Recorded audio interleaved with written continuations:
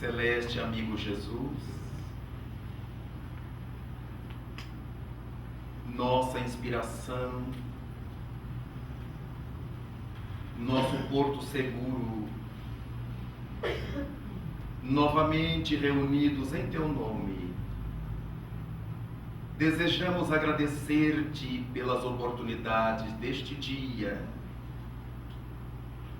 pela honra de estarmos sob Teu comando na terra, trabalhando em prol de nosso progresso, de nosso crescimento, apesar das lutas.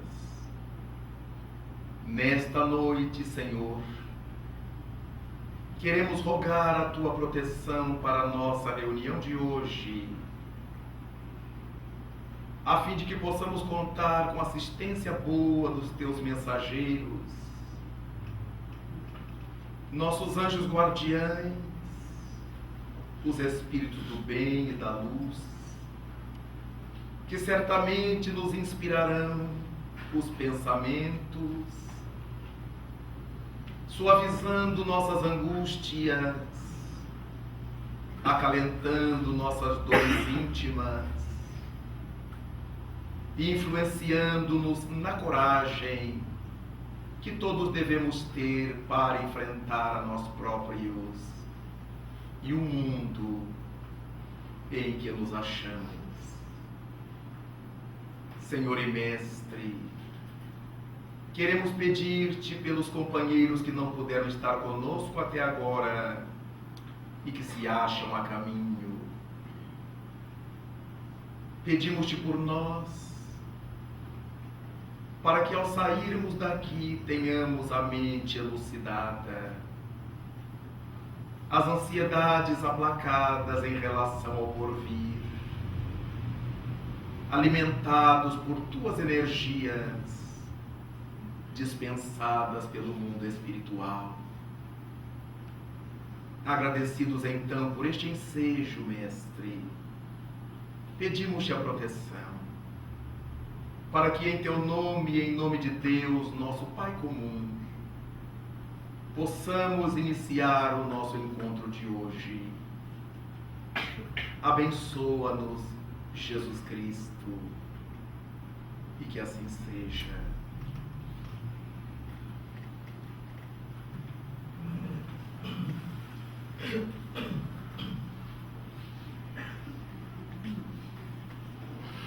Neste mês de julho, no próximo dia 19, a humanidade estará comemorando um dos seus mais audaciosos tentos: a chegada do homem a Selene. Era madrugada no nosso hemisfério, quando a Apolo 12 aluniçou. Emocionada, a humanidade acompanhou os primeiros passos do comandante daquela tripulação, o notável Armstrong. Quando pisou pela primeira vez o solo lunar,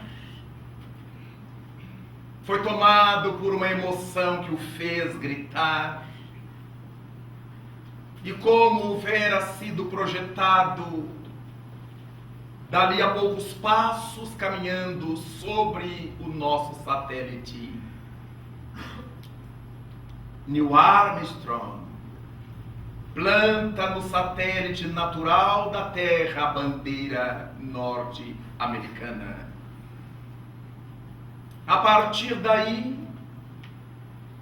são dezenas as viagens interplanetárias com objetivos científicos, com objetivos políticos, militares, pouco importa.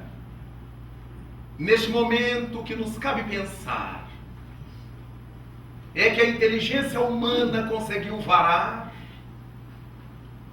a superstição para obedecer à razão. E para todos aqueles que não viam na lua senão a morada do guerreiro da Capadócia, agora estavam diante de um escritório do planeta terrestre, porque fora plantada ali na lua há 40 anos, um feito até então não alcançado, nada obstante, os russos, representados por Yuri Gagarin, já tivessem realizado a sua primeira viagem espacial. Mas coube aos Estados Unidos fazer o homem descer no satélite terrestre. Nesses 40 anos, quantas discussões em torno dos pró e dos contra. Há criaturas aferradas às tradições, quase sempre tradições atrasadas, que teimam em afirmar que o homem jamais pisou na lua, que isso não passa de filmografia hollywoodiana, e que o mundo inteiro fez papel de tolo ao assistir o que assistiu. Sem entrar no mérito dessas discussões, o fato é que, se estamos mandando para o espaço, nós, humanidade, observatórios como Hubble e satélites variados que nos têm auxiliado nas comunicações, a partir dos quais conseguimos nos conectar com o outro lado do mundo em frações de segundo, certamente ninguém duvida porque usa. Por que duvidar de que a criatura humana tenha pisado Selene? Quando refletimos a respeito desse gigantesco progresso, para o final da década de 1960, certamente começamos a nos indagar se Deus permitir. Os antigos diziam sempre: jamais, Deus não permitirá. Porque o ser humano tem um hábito curioso de falar em nome de Deus, como se tivessem acabado de tomar o cafezinho com ele e tivessem as maiores novidades. Em nome de Deus, como se o Criador tivesse dado procuração a essa ou àquela pessoa para falar em seu nome todas as tolices que lhe vier à cabeça. Daí, ao lado daqueles que teimavam em afirmar que Deus não permitiria, a ciência zombava deles, dizendo: não permitirá porque já o permitiu. Havia outros que afirmavam: isso é segredo de Deus. O chamado segredo de Deus tem por sinônimo a ignorância humana. Tudo que nós ainda não sabemos é segredo de Deus. Tudo aquilo que ainda não conseguimos penetrar torna-se-nos segredo. Mas não que Deus tenha decretado isso ou aquilo é segredo, porque se fosse para ser segredo, Ele não nos teria mostrado, porque foi Ele que inoculou em nós o espírito de curiosidade. Então seria um contrassenso termos feito animais curiosos, animais investigadores, e ao mesmo tempo dizer: ninguém entra, ninguém tasca, aqui é meu domicílio. Então aquilo que os misoneístas, aqueles todos que têm medo das coisas novas, andam blasonando ou andavam, ainda hoje existem os últimos remanescentes dessa leva que não acredita nem naquilo que os olhos e os sentidos estão vendo. Com isso, nós percebemos que há uma ligeira ignorância, um ligeiro desconhecimento, para dizer o mínimo, a respeito do que sejam as leis divinas. Desde sempre, na humanidade terrestre, os líderes das crenças puseram nas nossas mentes, e se éramos nós no passado esses líderes, pusemos na mente coletiva, na mente popular, essa ideia de que Deus gosta da gente religioso.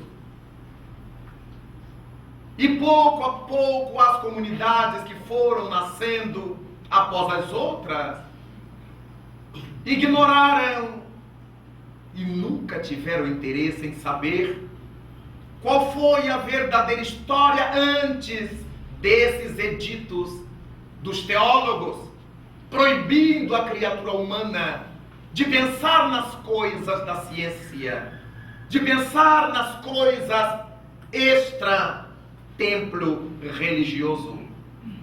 Desde as épocas mais remotas da Idade Média até o século XVIII, os sábios da ciência estiveram às turras com os líderes das religiões ocidentais.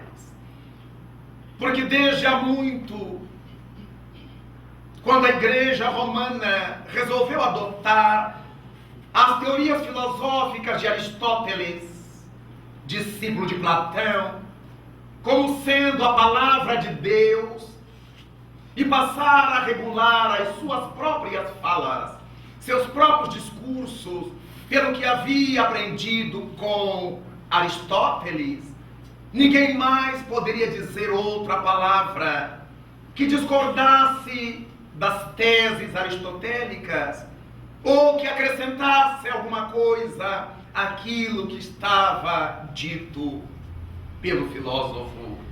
Faz-nos lembrar o argumento do califa Omar, quando mandou incendiar a mais notável biblioteca do mundo antigo, a famosa biblioteca de Alexandria, ao norte da África, nas terras do Egito, porque ele era muçulmano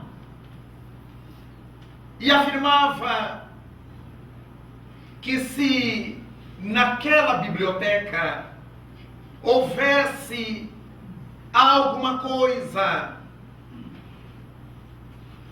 que falasse diferente do Alcorão, tinha que ser queimado. E se houvesse naquela biblioteca obras que falassem a mesma coisa que o Alcorão, não precisava existir, tinham que ser queimadas. Então, para onde se lançasse o olhar, o califa Omar determinou que a biblioteca de Alexandria fosse incinerada. E foi. Então, é com esse tipo de argumentação que muita gente vê naqueles tempos históricos das grandes querelas teológicas e científicas a situação do mundo. Em verdade,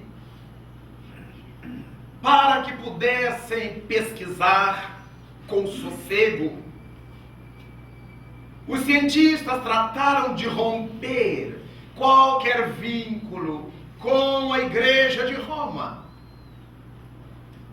E porque a Igreja de Roma se dava a condição de representação de Deus na terra, indispor-se com a Igreja de Roma seria indispor-se com Deus.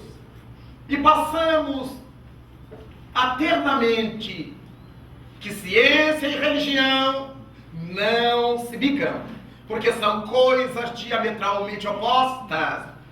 Os cientistas afirmaram desde então que os religiosos eram pessoas de mente curta, porque acreditavam no milagre, acreditavam nessa física transcendente ou nessa metafísica que eles não adotavam. Hoje, abramos um parênteses, já cientistas físicos e outros desenvolvendo estudos sobre a influência da metafísica nas suas pesquisas científicas. Vale fechar um parêntese. E com isso, enquanto os cientistas acreditavam e afirmavam tal coisa, porque eles tinham comprado uma briga com Deus, e todo mundo que cresce em Deus estaria no mesmo ramerrão, os religiosos, nas suas devidas representações, falavam coisas também sem nexo, sem sentido, a respeito dos cientistas. Eram hereges, querendo se infiltrar nos segredos de Deus. E os cientistas, felizmente, não deram ouvidos a essa tolice da mente humana pequenada e continuaram a pesquisar, a buscar. E foi graças a esse rompimento providencial que o notável Mendel, desde as suas ervilhas, das pequenas sementes de ervilha, nos deu as bases do que hoje chamamos a ciência genética. Se hoje falamos em gene, em código genético, em engenharia genética e coisas do gênero, isso se deve à desobediência do sábio sacerdote Mendel, Gregório Mendel, às determinações esdrúxulas dos que acreditavam de forma equivocada nos poderes de Deus. Foi graças a essa desobediência que neste ano o mundo pode comemorar o sesquicentenário da descoberta humana da origem das espécies, o nome com que Charles Darwin batizou sua primeira obra, depois de haver feito na tripulação do Beagle a sua grande viagem pelas Américas, parte da Ásia, e estudado tudo aquilo à saciedade, ao mesmo tempo em que Alfredo Russel Wallace fazia os mesmos estudos.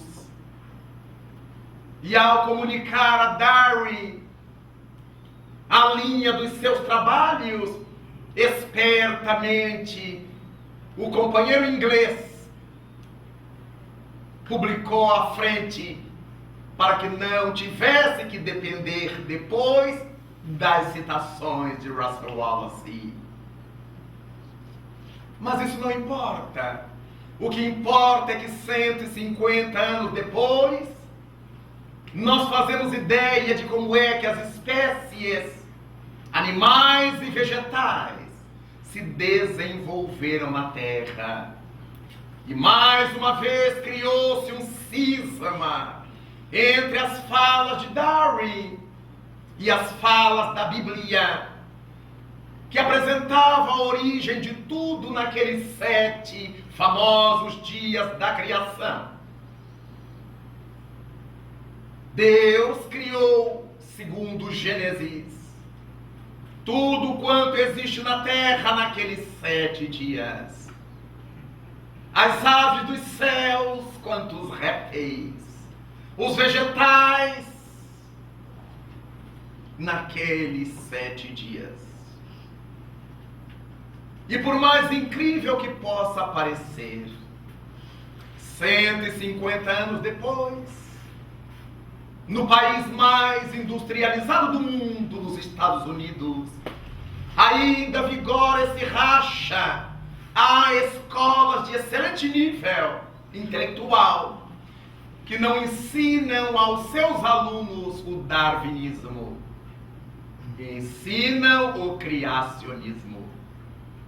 Os jovens se formam nas escolas, na high school, acreditando que o homem surgiu de Adão e Eva e que todas as espécies vegetais e animais existentes na Terra foram criadas naqueles 7 dias da criação bíblica. É um crime intelectual que se pratica com essa moçada, que terá que ser surpreendida, decepcionada, tão logo lhes ocorra o absurdo de que se constitui, para a visão científica, aqueles 7 dias da criação. Não fora Allan Kardec, não teríamos essa visão grandilóqua de que onde lemos os 7 dias da criação no Gênesis, podemos compreender os 7 períodos geológicos, cada período durando milhares e milhares de anos, milhões e milhões de anos. Então fica mais tranquilo para a nossa inteligência conceber o aparecimento da vida de maneira espontânea. Ajuda-nos a entender na Terra a geração espontânea de vegetais e de animais, mas não instantânea. É espontâneo porque a matéria-prima de tudo adveio da divindade. Não foi o ser humano que criou. Os germes da vida planetária estava na substância com que a Terra foi formada. E por causa disso, tudo que brotou na Terra brotou de forma espontânea. Não foi ninguém que plantou, mas não de forma instantânea.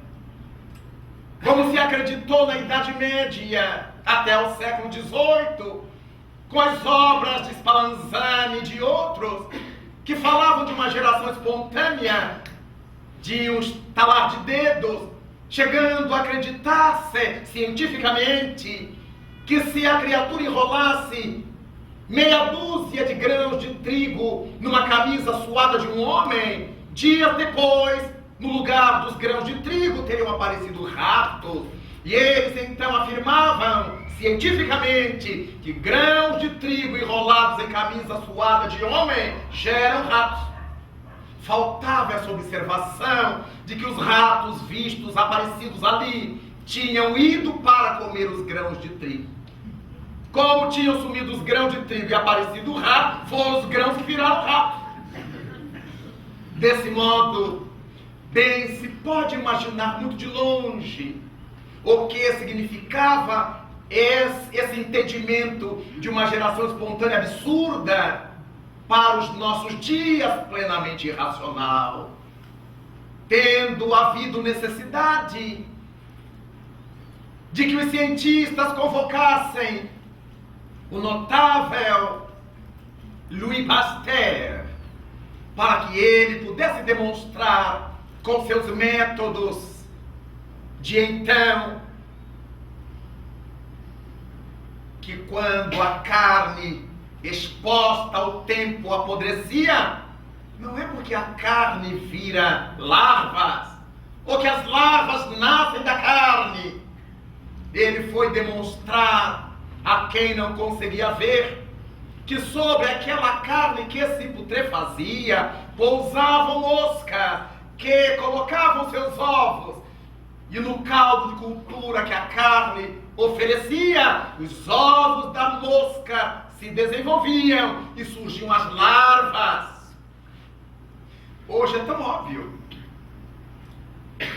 mas ainda há pouco tempo, há 1 século e meio, 2 séculos, se acreditava nessa estupidez. Então, não é de se duvidar que 2 séculos depois disso, ainda existam pessoas com a mente na Idade Média e que, por mais que vejam, são incapazes de entender. Por isso, começamos a verificar os progressos trazidos para a Terra, para a humanidade, com as pesquisas de Louis Pasteur. Hoje todos nós compramos um produto para comer e vem escrito na embalagem produto pasteurizado. E a massa lê aquilo e não se dá conta de que é pasteurizado porque obedece ao trabalho ensinado por Louis Pasteur e realizado hoje com os devidos progressos humanos.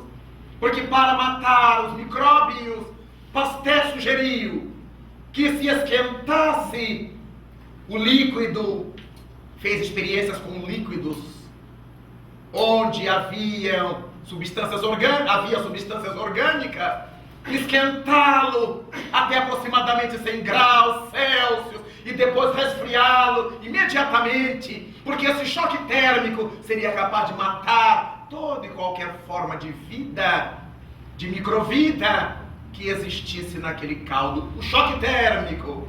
A esse choque térmico se chamou pasteurização. Então hoje tomamos um sorvete que é pasteurizado, comemos uma conserva que é pasteurizada, ela é enlatada, aquecida e resfriada e não sobra nenhum tipo de vida que possa causar prejuízo à vida humana. Os trabalhos de Pasteur, eminentemente científicos, porque Pasteur teve a ousadia de se basear nos inventos de Leeuwenhoek, o grande holandês que inventou o microscópio para poder enxergar esse mundo dos infinitamente pequenos que o olho comum da criatura não consegue ver. A partir disso, então, vamos contabilizando os trabalhos de Pasteur e o daquele homem que um dia descobriu, por acaso, a penicilina. Ao contemplar que a placa que ele deixara na janela estava peludinha, com um tipo de mofo, e ele foi examinar aquele mofo e descobriu, o notável Ambroise Paré, que havia uma substância medicamentosa que serviria para atender aos processos de inflamação da criatura humana. A divindade inspirando-o, porque ele não pensou em descobrir a penicilina. Ele estava trabalhando em outra coisa e a penicilina entrou no circuito por casualidade, entre aspas. Se nós pararmos para imaginar que até bem pouco tempo não se conheciam pontos cirúrgicos, nem anestésicos, e quando alguém precisava ser operado, enchia-se-lhe de aguardentes na tentativa de anestesiá-lo, punha-se depois um pano forte entre seus maxilares para que na dor que ele ainda sentiria não mordesse a língua. E se fosse nas terras do Egito, desde prístinas eras, os sacerdotes estendiam as mãos e aplicavam aquilo que hoje chamamos de bioenergia ou de passe, mas que era um magnetismo para que as pessoas adormecessem e os médicos pudessem realizar os cortes cirúrgicos, inclusive a trepanação craniana. Hoje, Ninguém imagina ir ao dentista sem anestesia. A gente tem em casa a anestésia para passar no lugarzinho que feriu e não sentir dor. E quem foi que trouxe para nós o anestésia? Pouquíssima gente sabe. Quem foi que trouxe para nós o ponto cirúrgico? Quando nas guerras sobreviviam pessoas que tinham levado balaços e tinham partes do corpo abertas, não havia como suturar. E como é que se tratava? À época se sabia tratar queimaduras. Havia remédios para queimaduras. Então, no lugar do corte do projetil, se queimava com azeite. O sujeito sofreu outra vez. Para depois tratar a queimadura. Imaginemos hoje. Quando nós encontramos os trabalhos da informática indizíveis, inimagináveis. Qualquer criatura hoje tem no seu celular um computador. Milhões e milhões de informações guardadas num pedacinho de matéria ridículo chamado chip. Até o nome é pequeno. E ali nós guardamos centenas de nomes, endereços, dados, informações, livros e livros. Guardamos num aparelhinho que a gente lê no avião. Traduzimos passando uma canetinha magnética por cima e traduzimos o que está escrito ali. E não dá para a gente entender. A meninada de hoje que lida com isso não imagina como é que se pode viver até hoje sem isso. E quando nos damos conta de que Norberto Wiener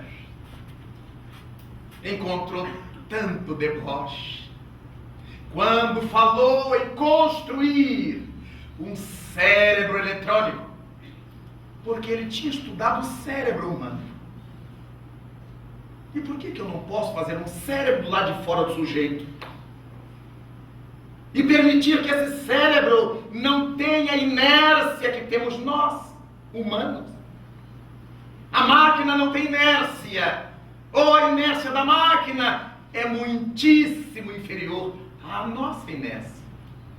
Quando nós vemos alguém que vai cair, até a gente elaborar isso e gritar, já caiu. E o nosso estado nervoso nos faz rir. A inércia. Até nós apertarmos um botão de alarme para chamar a polícia, para chamar o socorro, já explodiu. Já fomos roubados. Porque temos uma inércia. O nosso sistema nervoso nos impõe uma inércia. Eu penso, e até esse pensamento ser elaborado e as ordens neurológicas poderem atuar do lado de fora, já se passou um lapso de tempo. Mas se eu quiser entrar no Museu do Louvre, eu dou os comandos na máquina e em poucos segundos Paris está na minha sala. O Museu do Louvre está aberto aos meus olhos e quem está usando nem imagina como é que aquilo ocorreu. Mas para Norberto Wiener construir o seu cérebro eletrônico, ele precisou de 2 andares para montar válvulas imensas, bobinas gigantescas, que o tempo e outros, os continuadores de sua ideia, foram aprimorando. Não precisamos ir muito longe, mas há 20 anos, 15 anos, ouvíamos falar dos computadores 286, meu Deus. Eram as locomotivas movidas a água fervente, relativamente aos hipermodernos computadores de hoje. E fomos diminuindo os tamanhos deles, e hoje chamamos de laptop. Até as palavras nós diminuímos. E a pessoa põe na bolsa e leva para todo lugar o seu laptop. E onde está? Abre e trabalha no seu laptop. E os trabalhos de Norberto Wiener tiveram o respaldo das velhas experiências dos matemáticos chineses, quando inventaram o ábaco para fazer suas operações matemáticas. Era uma haste, 2 hastes, 3 hastes, com umas rodelas de madeira ou de metal. E ele botava tanta para lá, tanta para cá, ia fazendo as contas naquelas hastes de madeira. Era a tabuada dos chineses. E nenhum chinês errava a conta. Com o ábaco. Era o primeiro computador de que se tinha notícias no mundo. O ábaco dos chineses. Quem lida hoje com laptop, possivelmente nunca tenha ouvido falar de ábaco. Nem de Norberto Wiener. Mas quem é que vive hoje sem computador? A energia elétrica de nossa casa é coordenada pelos computadores. Nossa telefonia pelos computadores. Nossos salários nos institutos pelos computadores. Se der uma pane nos computadores, o mundo acaba. O que gerou o grande tormento na virada de 1999 para o ano 2000, com o medo do bug do milênio. Porque de repente alguém plantou a ideia de que na virada do milênio todos os computadores parariam. E seria o inferno astral da humanidade. Não conseguimos imaginar a nossa vida hoje sem o computador. Mas curiosamente, a massa desses cientistas que nos trouxeram ao mundo toda essa gama de conforto e bem-estar não era religiosa. Porque tinham brigado com a igreja. Que boa briga, minha gente. Senão ainda estaremos fazendo as contas no ábaco. Se dependesse da mentalidade dos religiosos. Curiosamente, os religiosos em todos os tempos do mundo têm sido de uma estupidez alarmante. Porque se impõem limitações. Acreditando que Deus seja pior do que nós. Tudo que se deseja fazer, Deus castiga. E desde a infância, as mães vão pondo na mente dos seus filhos: não faça que Deus castiga. Não faça que Deus castiga. Olha que Deus vai te castigar. Ao invés de dizer, não faça isso, que isso não se faz contra os outros. Olha o respeito ao outro ser humano. Olha o respeito aos bichos. Respeito aos vegetais, respeito ao ambiente. Seres humanos precisam respeitar os outros seres que na escala da evolução lhes são inferiores. Mas pela incapacidade argumentativa ou por preguiça, para não gastar muito tempo, é Deus que vai castigar. Daí, nós fomos ao longo dos milênios convertendo a religião numa trava, numa cadeia, numa boqueira que nos impedia, que nos proibia, que nos coartava. Por isso, encontramos a presença de Deus na fé religiosa, sem dúvida, mas não na ação dos religiosos em maioria. Sempre materialista, humanizada, concreta. É de todos os tempos o ato dos religiosos de concretizar o que precisa ser desconcretizado. A dificuldade que os religiosos, de maneira geral, têm no pensamento subjetivo é incrível. Falamos de Deus, mas a pessoa quer ver como a criança que tem que objetivar tudo. quando o adulto já deveria ter, segundo Piaget, desde os 12 anos de idade, a capacidade de subjetivar, abrir-se e não limitar-se. Ainda há adultos que dizem: eu só creio quando eu vejo, eu sou igual a São Tomé, e não sabem que estão assinando um tratado de idiotia. Porque todas as forças que controlam nossas vidas no mundo são impalpáveis, invisíveis. E nós acreditamos nela. Quem foi que algum dia viu a energia atômica? E quem duvida dela? Quem foi que algum dia presenciou a energia elétrica dentro de sua casa passando pelos condutores? Jamais. Poderemos dar plantão junto aos buraquinhos da tomada para ver se sai alguma coisa? Porque não sai, nem entra. No entanto, se eu puser um plug ali, acende tudo, liga tudo, então alguma coisa vem ali que eu nunca vi, nunca vimos. E por que os aviões sobem mais pesado que o ar? E por que é que nós não voamos? Diz-nos a ciência: estamos chumbados na Terra, debaixo de uma coluna de ar atmosférico. E naturalmente é esse peso dessa coluna de atmosfera que nos prende sobre o mundo, e chamamos a isso gravidade.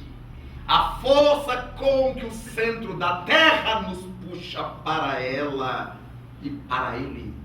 Tudo que está sobre a Terra tende a ir para o seu centro.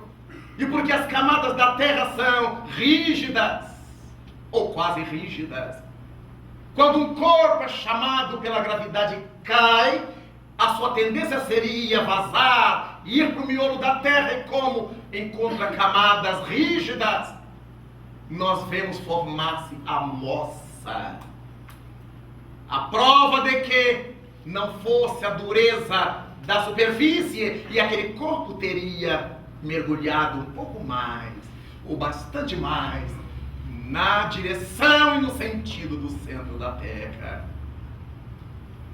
Quantas coisas nós ignoramos e que nos foram reveladas pelo pensamento da ciência. Daí então, Allan Kardec perguntou aos imortais no que se constituíam as leis divinas, conforme se acha em O Livro dos Espíritos. E os imortais lhe responderam que as leis divinas são formadas por aquelas que regulam o mundo físico e aquelas que regulam o homem moral, o mundo das almas. Então, o cientista que está estudando as leis do mundo físico, que está estudando biologia, matemática, física, química, etc., está estudando as leis de Deus, descobrindo os seus segredos. Quem está vivendo essa relação humana, tendo que suportar as diferenças entre nós, com dignidade, com paciência, e mesmo quando saímos do trilho da paciência, há um sentimento que nos manda voltar para ele, se não nos perdemos, se não nos perturbamos mais. Essas são as leis que vigoram na nossa intimidade e que os Espíritos chamaram de leis morais da vida. Logo, as leis de Deus se bifurcam em aquelas que regulam o mundo físico e as outras que regulamentam o mundo moral. Vemos dessa forma que quando os homens se indispuseram, aqueles que estavam nas religiões e os que se achavam nos laboratórios, nos gabinetes de pesquisa, quando se indispuseram, formaram entre si uma briga que atribuíram a Deus, que não tinha nada a ver com isso. Era uma querela entre seres humanos e certamente mal resolvida até hoje. Quando dizemos na academia que o Espiritismo propõe uma fé racional, os nossos pares sorriem e dizem-nos impossível. Fé racional? Ou se é racional ou se tem fé. Porque eles aprenderam aquela fé do crê ou morre, em que a pessoa bate no peito e diz: eu tenho fé, mas nunca parou para pensar o que é fé. Para muita gente é a última sílaba da palavra café. Quando a fé é a consequência de alguma coisa pensada, entendida e experimentada. Somente quando nós experimentamos a paciência e vemos tudo se acalmar, temos a certeza de que a paciência dá certo. Este é um trabalho da ciência. A teoria e a experimentação. Daí, quando pensamos nessas coisas,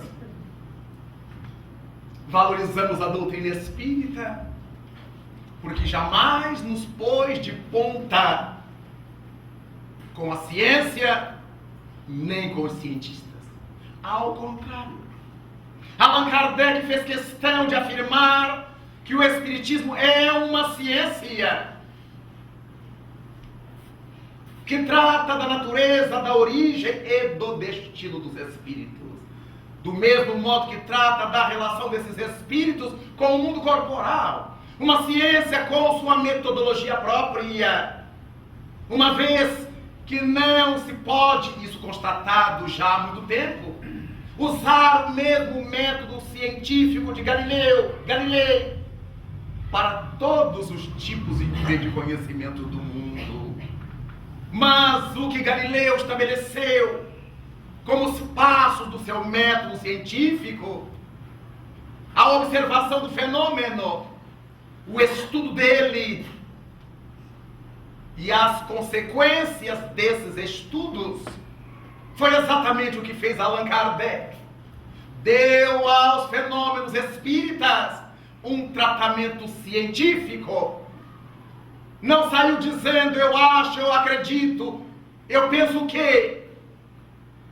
Foi pesquisar, investigar quem eram aqueles seres que se expressavam daquela maneira.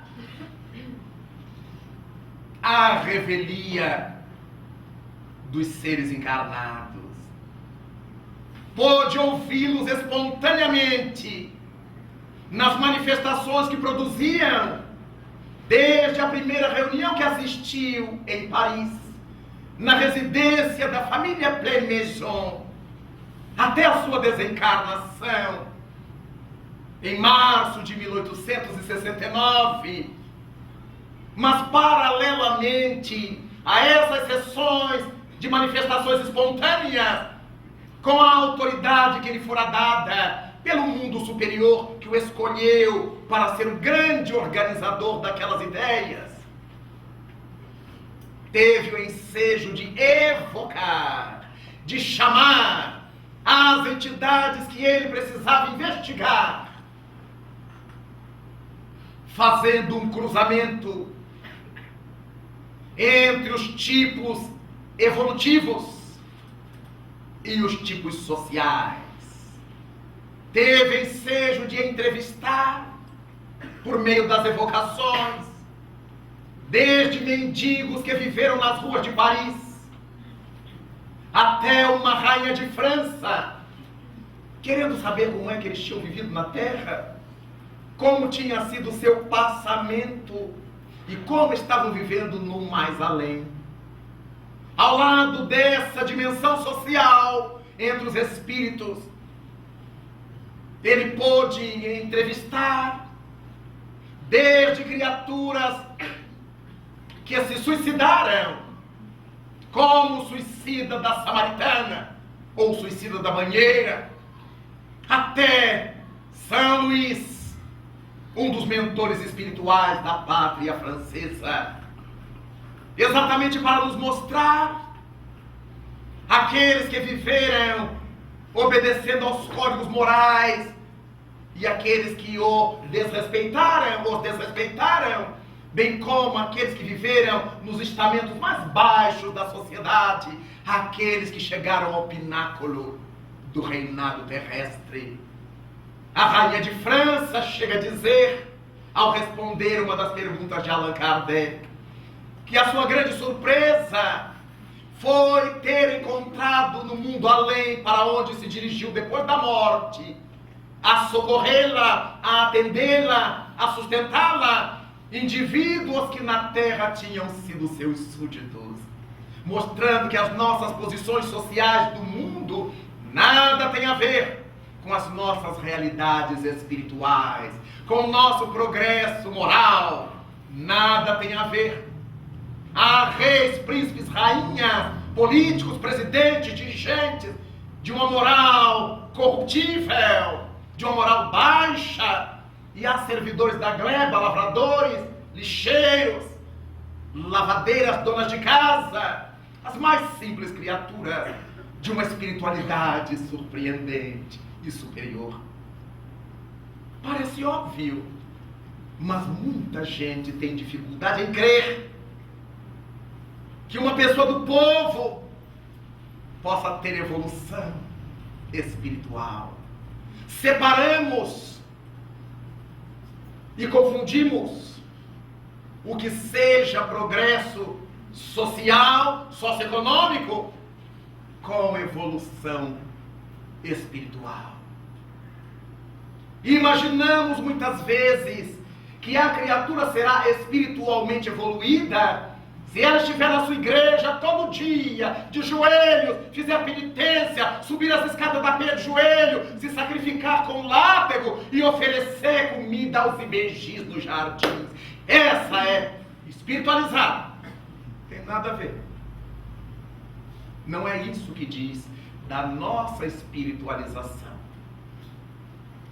Isso diz das nossas crenças, ou das nossas crenças exteriores, do nosso culto exterior, como chama o livro dos Espíritos.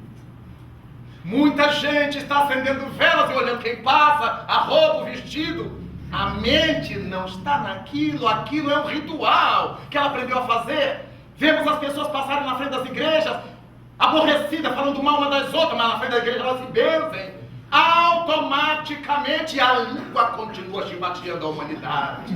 Não existe nenhuma relação entre o persignar-se e a renovação interior. Não tem nada a ver. O rito que a gente faz para fora e a realidade que a gente vive por dentro.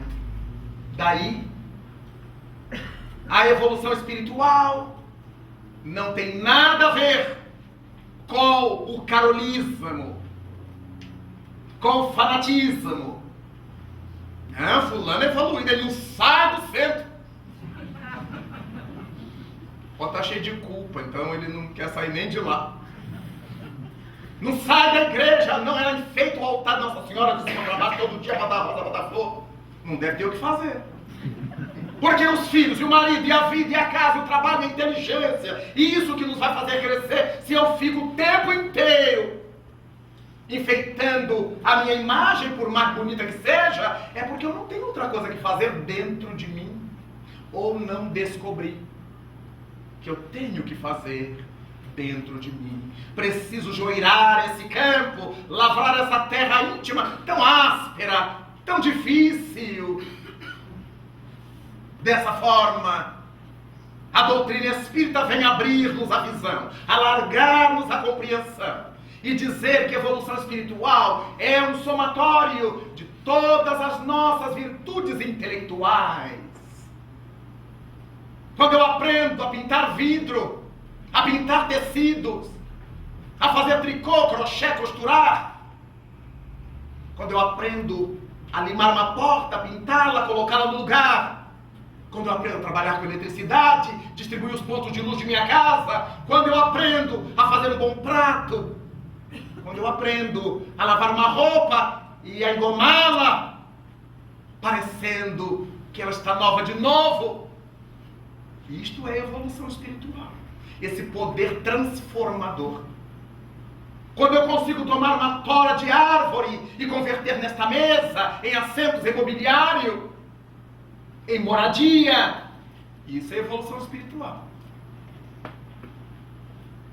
Quando eu consigo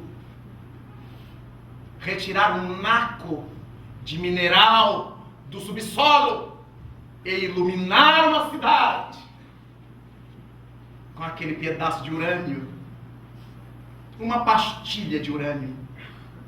A minha capacidade de tirar daquele montão, toneladas de minério, alguns gramas de urânio.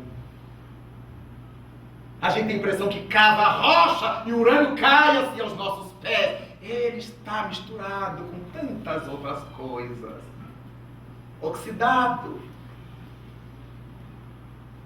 E a inteligência humana, esse Deus que vive em nós, esse Cristo que nós somos em potencial, abre-nos os olhos e conseguimos retirar daquele montão de minérios aquele que queremos, radioativo, para iluminar uma cidade, para mover uma indústria, para mover o mundo.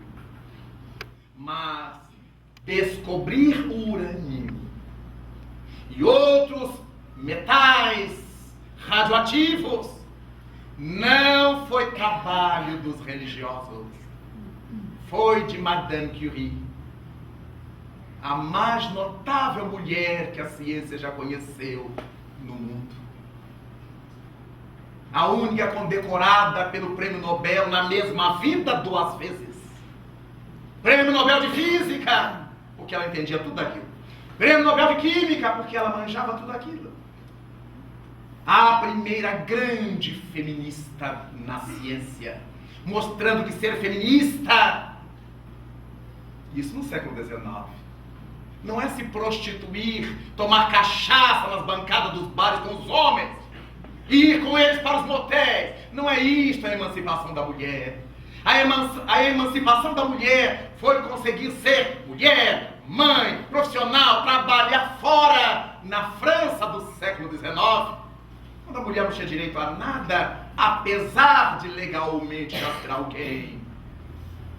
E ela se tornar a primeira aluna da Sorbonne e colocar nos calcanhares os colegas que zombavam dela. Ela foi a primeira aluna de todo o curso. A tal ponto que a direção da Sorbonne convidou-a e ela se tornou a primeira mulher a professorar na Sorbonne. No século XIX, é uma façanha. Era tão brilhante Marie Curie, antes Marie Sklodowska, que um dos seus professores pediu-a em casamento, Pierre Curie, e ela aceitou. E ele vivia em alfa de um jeito. Devia viver pensando na morte de todas as visitas, que conseguiu ser atropelado e morto por uma carruagem puxada a burros na frente da universidade. Uma vergonha. Mas o Pierre Curie vivia contando carneirinhos acordados. E Maria Curie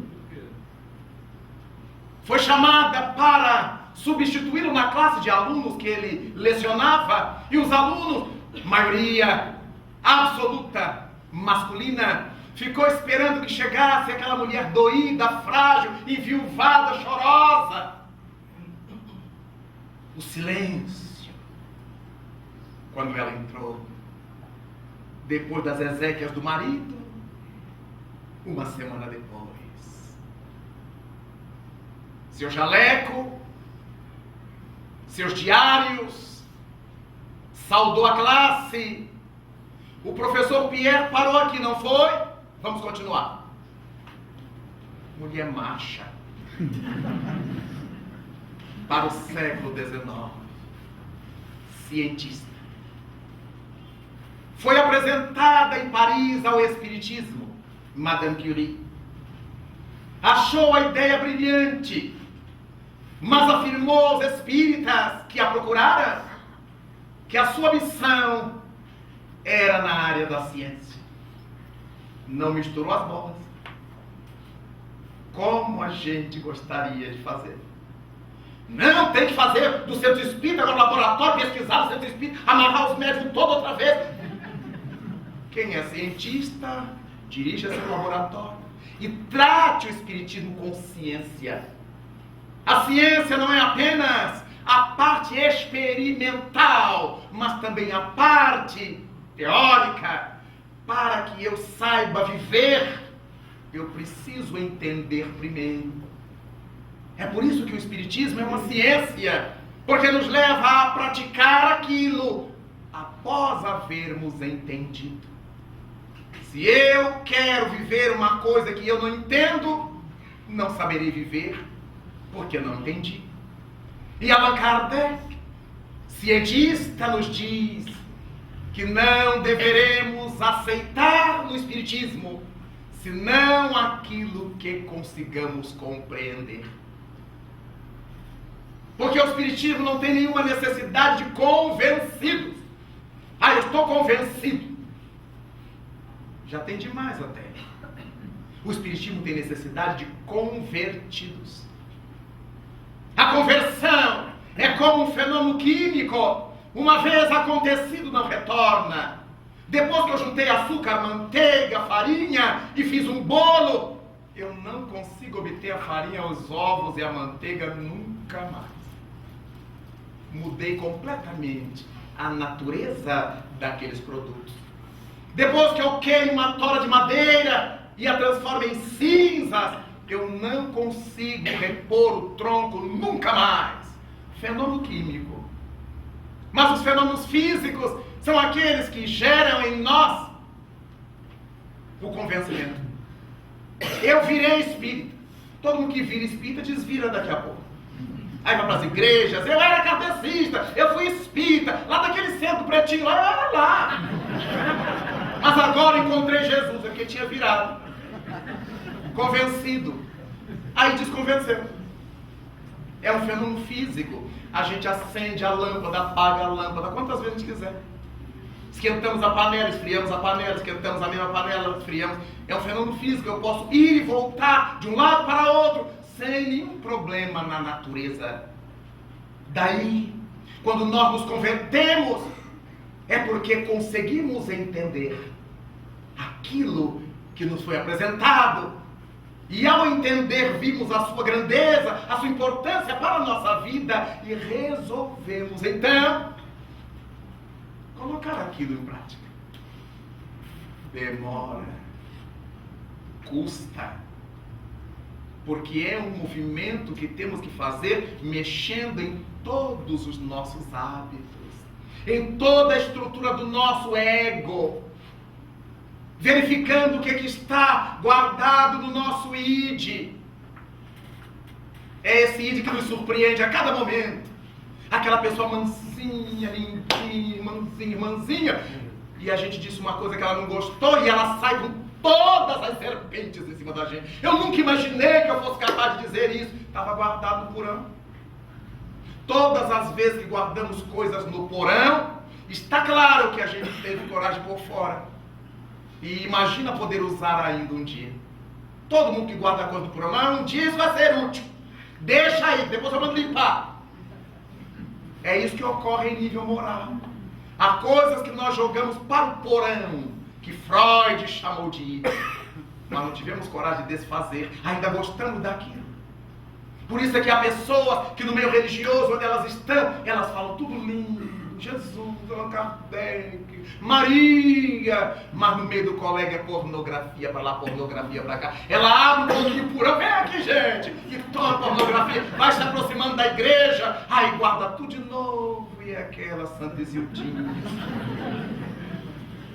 Irmã, a proposta do Espiritismo é diferente. Conhece-te a ti mesmo. Não tenhamos medo de nos conhecer. Eu preciso me conhecer, digamos nós. Enquanto eu não me conhecer, eu não terei domínio sobre mim. E se não tiver domínio sobre mim, estarei exposto aos ventos circunstanciais. Alguém me chama para droga, eu vou. Alguém me chama para prostituição, eu vou. Alguém me chama para violência, eu vou. Alguém me chama para preguiça, eu venho. Então, quando eu me conheço, eu digo, não, isso eu gosto, daquilo eu não gosto. Isso eu quero fazer, aquilo eu não quero fazer. Isso me apraz, aquilo não me apraz. E por causa disso eu tenho segurança. Quando eu não me conheço, eu sou inseguro. Eu não sei viver no mundo. Na hora que alguém me chamar para o vício, para o crime, para a droga, e eu titubear, a criatura me vence. Você não é homem, não, é?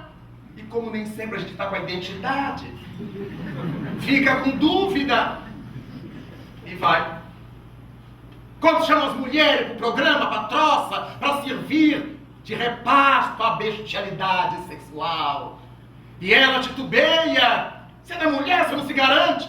E onde está a nossa vaidade? Aí a vaidade cresce, o orgulho vem, e a pobre coitada se enfurna na lama até não poder mais, porque não se conhece. Quando a gente se conhece, que importa o que vão dizer de nós? Porque sempre alguém vai dizer alguma coisa de nós. Então que digam e a gente fica em paz. Pior é quando digam e seja verdade. E a gente fica atormentado que todo mundo sabe. Lembremos-nos de Sócrates, aprisionado para ser morto logo depois, com a cicuta, e um dos seus discípulos o visita, e diante das grades,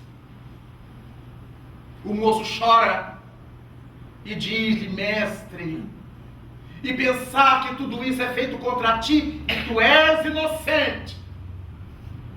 E o pai dos filósofos redargue, e tu querias, Xântico, que eu fosse culpado? É tão bom sofrer sem culpa, porque a dor dói menos. Por isso, os Espíritos dizem que a maior dor de Jesus Cristo não foi a dos cravos, tampouco a da coroa de espinhos. A sua maior dor foi a dor moral, de saber que eram as ovelhas do seu aprisco, que por não entendê-lo, preferiram destruí-lo. Nós ainda somos assim. As pessoas que a gente não entende, a gente quer destruir. Quem esteja um pouquinho acima de nós, a gente quer destruir.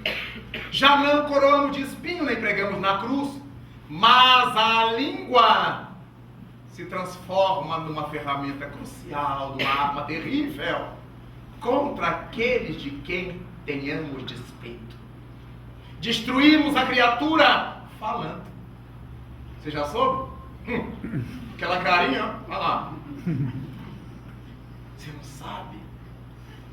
E quem é que não gosta de uma futrica? O quê?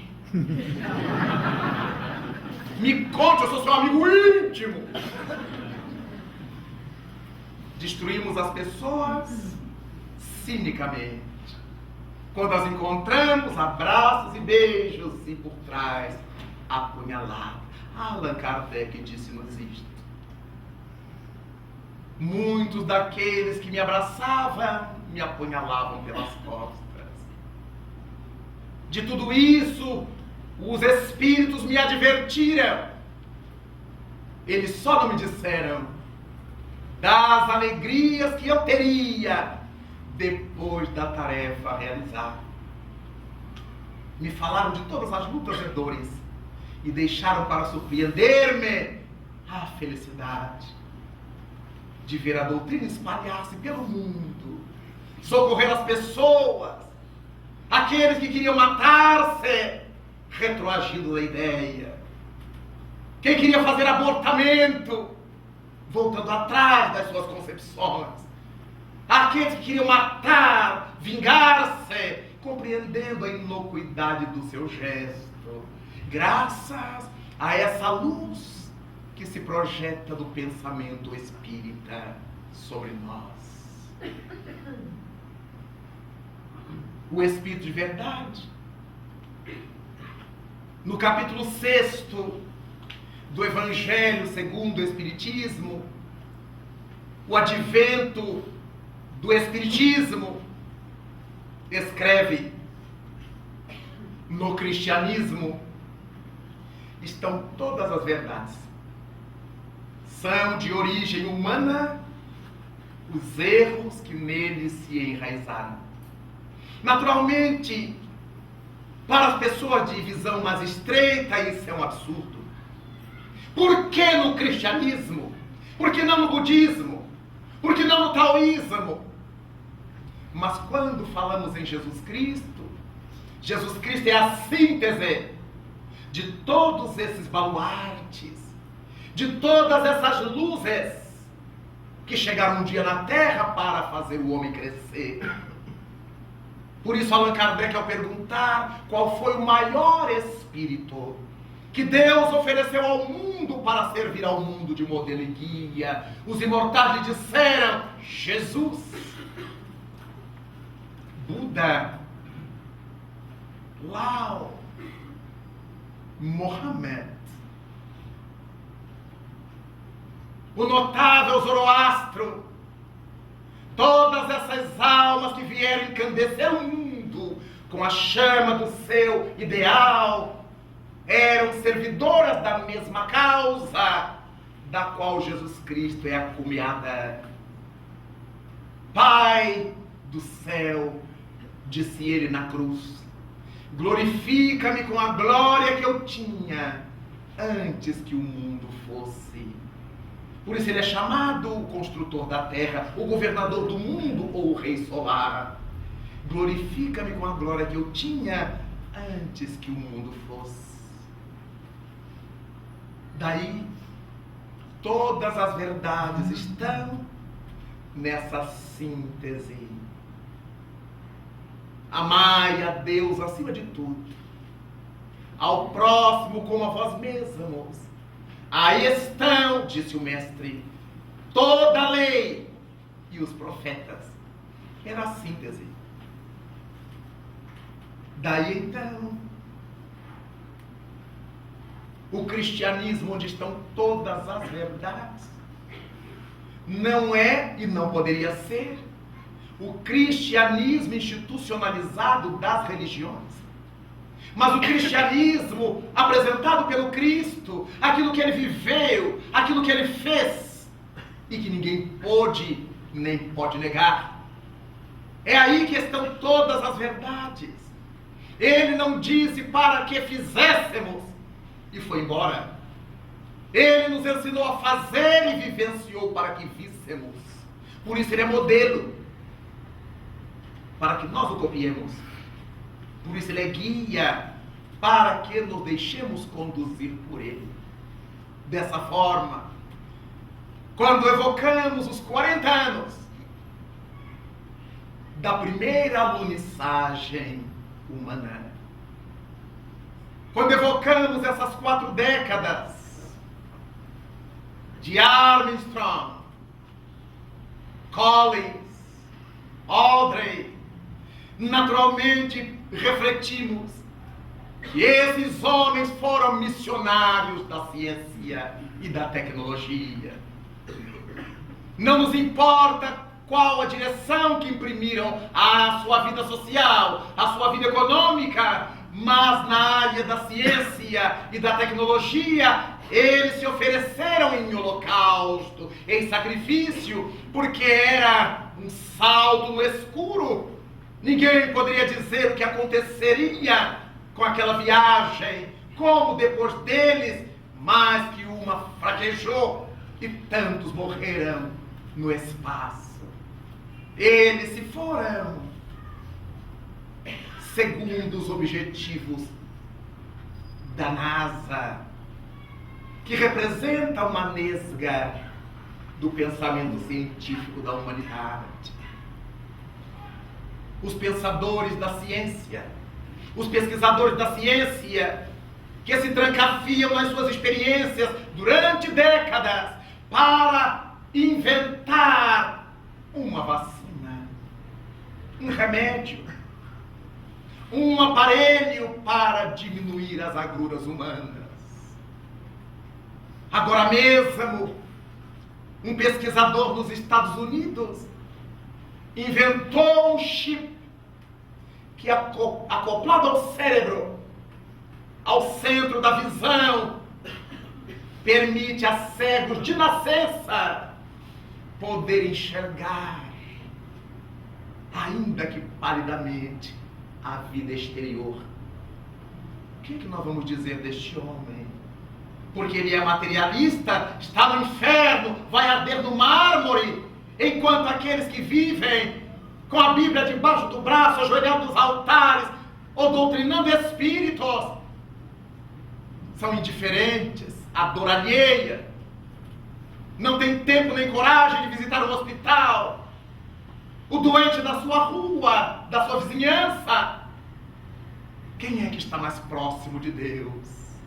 O que fala em Deus e não crê nele? Ou aquele que diz que não crê e se aproxima dele pelo bem que faz? É por isso que o Espiritismo nos chama a esse bom senso de não analisar pelos estereótipos, mas, como nos disse Jesus, é pelos frutos que se reconhece a árvore. Deste modo, meus irmãos, nesta pálida homenagem evocativa ao feito de Armstrong e sua equipe, ao feito da ciência humana, ao feito da humanidade representada por esses cientistas, é que queremos destacar esse caráter do Espiritismo, de nos fazer mergulhar nas essências e não ficarmos presos às coisas perfunctórias, às coisas superficiais, aquilo que os olhos veem e que nem sempre o coração consegue avaliar.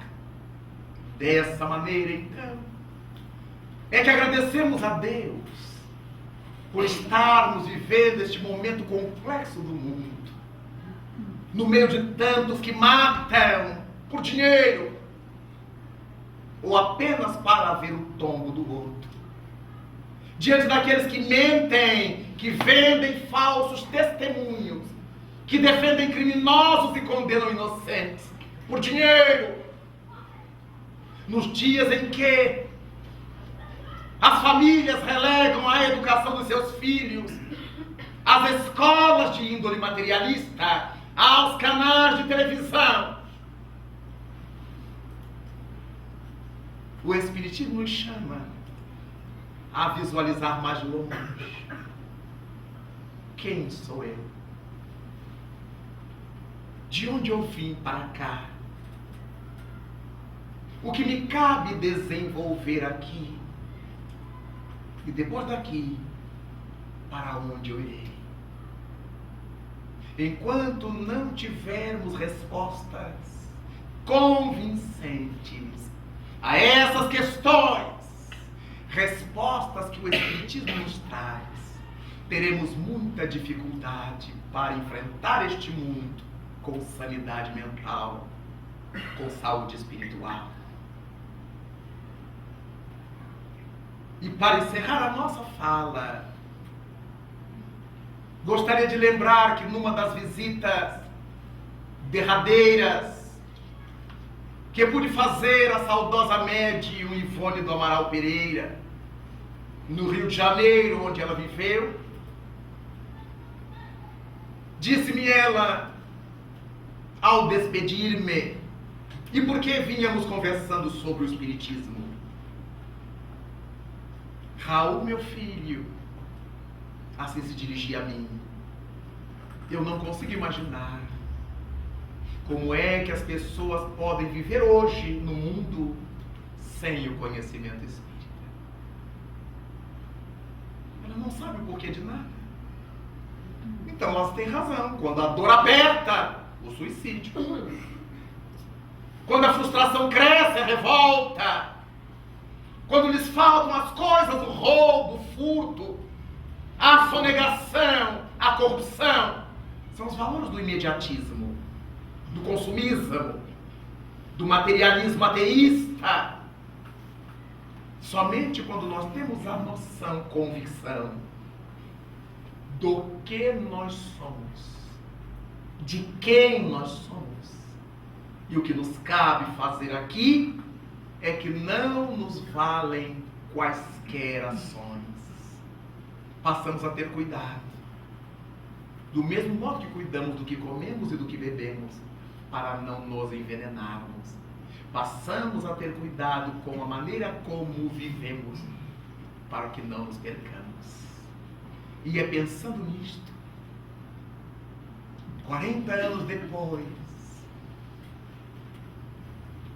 da aluniçagem humana, que agradecemos ao nosso Pai Celeste, que agradecemos a Jesus de Nazaré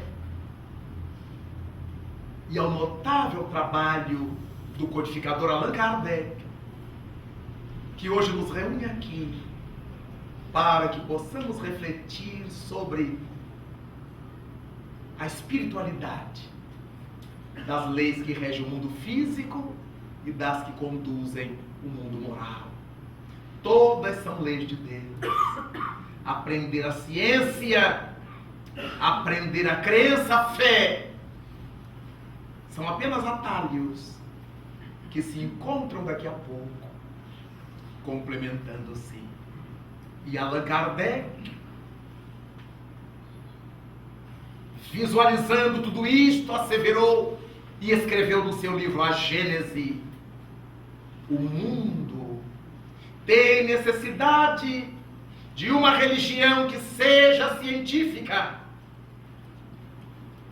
para que dê substância, respaldo às suas afirmações. Mas ao mesmo tempo tem carência de uma ciência que seja religiosa, para que não passe a atribuir tudo às leis da matéria. É dessa forma que verificamos que a religião sem ciência não consegue afirmar-se muito tempo em nível de razão, porque não tem como explicar as coisas a não ser pela fé cega. Se não crer, é pecado. Se não crer, Deus castigará. Somente uma ciência religiosa, não uma ciência igrejista, qualquer que seja essa igreja, mas religiosa, no sentido da elevação dos ideais, do pensamento, é que fará com que nós vejamos através dos fenômenos do mundo a existência da inteligência suprema do universo. Por isso, Lord Bacon afirma na Inglaterra que a pouca ciência costuma levar o indivíduo ao materialismo, ao ateísmo, mas a muita ciência costuma conduzir a criatura ao Criador. E pensando nisto, é que rogamos a Deus que nos abençoe, que nos conduza por essas estradas na busca do autoconhecimento e de retorno aos nossos lares. Vamos aos nossos passos.